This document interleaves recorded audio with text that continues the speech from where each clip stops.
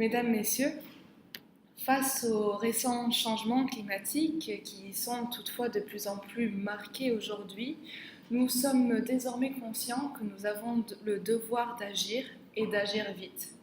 Nous l'avons entendu répéter maintes et maintes fois, non seulement lors de la COP 21 à Paris, mais également plus récemment lors de l'allocution des différents chefs d'État et de gouvernement à l'ONU le mois passé. Alors, que faire face au changement climatique? Bien sûr, il y a une multitude d'options qui s'offrent à nous et pourtant, aucune d'entre elles, à elle seule, ne semble pouvoir suffire pour régler tous nos problèmes. C'est pourquoi nous devons nous attaquer à différents aspects de notre vie pour essayer, à travers l'adoption de petits gestes simples au quotidien, de lutter contre le réchauffement climatique. Il y a un sujet qui m'intéresse énormément et c'est les transports, et notamment les transports pour les particuliers. Vous pensez certainement à la voiture. Comment passer d'un système de voitures, d'un parc automobile alimenté au diesel ou au gasoil à un parc de voitures plus propre, notamment grâce à l'énergie électrique?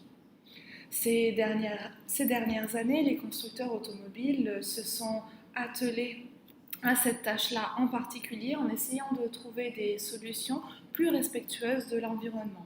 Ils ont donc essayé de mettre au point des batteries qui permettraient aux voitures de rouler grâce à l'énergie électrique. Mais il y a plusieurs problèmes qui se posent à ce sujet et vous les connaissez déjà certainement. Comment produire des batteries qui soient suffisamment puissantes pour permettre aux voitures d'avoir une autonomie suffisante pour effectuer nos déplacements quotidiens ainsi que nos voyages plus longs, par exemple lorsque nous allons en vacances à l'autre bout du pays. Comment faire en sorte que la demande supplémentaire en énergie puisse être satisfaite. Et c'est là l'un des enjeux majeurs auxquels doit faire face l'Union européenne aujourd'hui. Bien sûr, ce n'est pas un problème qui concerne uniquement l'Union européenne, mais je pense que l'Union européenne doit montrer l'exemple dans ce domaine. C'est pourquoi récemment, les différents groupes politiques du Parlement européen se sont réunis individuellement pour parler de cette question, de ce problème. Certains voient là une occasion complètement inutile. Cette transition pour eux n'a absolument aucun sens. De toute façon, lorsque l'on veut se débarrasser de ces batteries des voitures électriques, eh bien, on émet encore plus d'agents polluants que si l'on roulait en utilisant le diesel et le pétrole et le gasoil, comme on faisait jusqu'à présent. Et pourtant, cette nouvelle technologie, offre une véritable opportunité à chacun d'entre nous de respecter davantage notre environnement. Mais comment faire face à cette augmentation de la demande en énergie? C'est là la question que se posent nombre des États membres de l'Union européenne.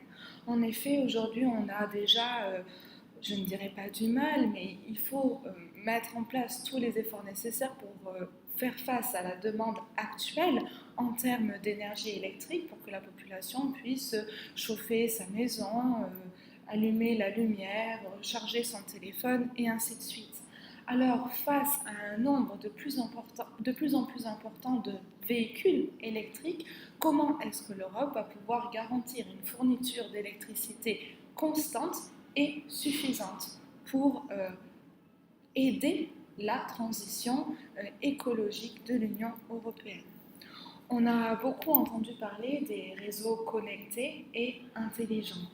Donc, selon ce système, il faudrait relier les différentes centrales électriques partout en Europe entre elles afin que lorsqu'il y a un pic de demande dans un pays et un surplus de production d'énergie dans un autre, on puisse mettre en relation l'offre et la demande du pays A et B pour pouvoir satisfaire tant le fournisseur que les consommateurs. Mais cela n'est pas si facile que ça, bien sûr, autrement ça serait déjà fait. Il y a tout un système d'infrastructures qui sera nécessaire et que nous allons devoir construire, mettre en place, gérer, maintenir et ainsi de suite. Combien est-ce que cela va coûter aux contribuables? Mais ce n'est pas qu'une question de coût. Combien de temps va-t-il falloir pour mettre en place une telle infrastructure? Car si nous voulons agir maintenant et respecter nos objectifs pour limiter le réchauffement climatique et rester en dessous des 2 degrés Celsius d'augmentation, alors nous n'avons vraiment pas le temps d'attendre que nous construisions de nouveaux canaux pour amener cette électricité partout en Europe. Et il y a un deuxième problème, la production d'électricité elle-même. Si l'on venait à produire une électricité qui n'est pas propre, si on la produisait en brûlant des combustibles fossiles, alors nous obtiendrions l'effet inverse. Nous produirions encore plus de gaz à effet de serre que nous n'en produisons aujourd'hui en roulant avec des véhicules au diesel ou au gasoil. Donc ce sont là des aspects fondamentaux auxquels nous devons d'apporter des réponses. C'est pourquoi les experts s'attellent, comme je l'ai dit précédemment, pour essayer d'offrir une solution viable à la population. Toutefois, il y a un autre problème qui surgit, je l'ai mentionné en passant précédemment, la question de l'autonomie de la batterie et du nombre de points de recharge dans nos villes en Europe.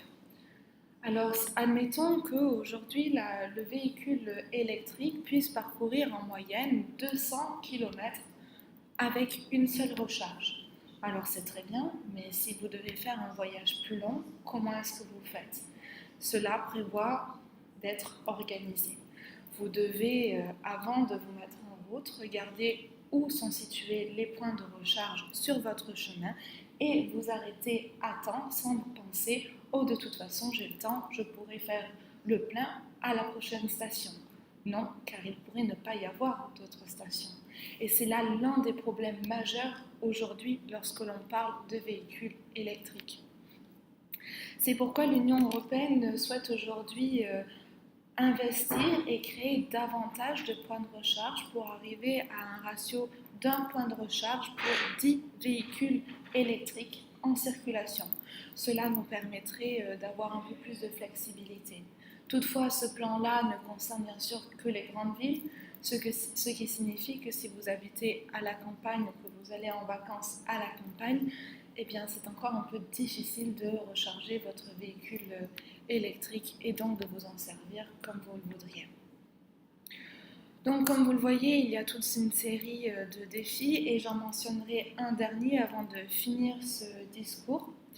La première fois que j'en ai entendu parler, j'avoue que j'étais plutôt sceptique car ça me semblait une idée assez ridicule pour être honnête.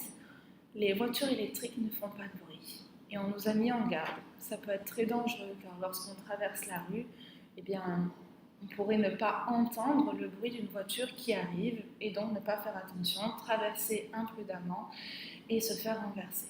Alors j'ai toujours pensé, oui, mais c'est complètement débile. On sait que quand on traverse une rue, même si on a nos écouteurs sur les oreilles, il faut regarder à droite et à gauche comme on nous a appris dans notre enfance avant de traverser. C'est logique, ça tombe sous le sens, certes. Mais la dernière fois, il me semble que c'était hier, très précisément, j'allais à mon cours de danse, je n'écoutais pas de musique, j'étais simplement distraite. J'ai traversé au passage piéton, mais sans regarder, parce que je n'ai pas entendu de bruit de voiture qui arrivait. Et pourtant, il y avait bel et bien une voiture qui arrivait, une voiture électrique, qui ne faisait absolument pas de bruit. Donc soyez prudents. Merci.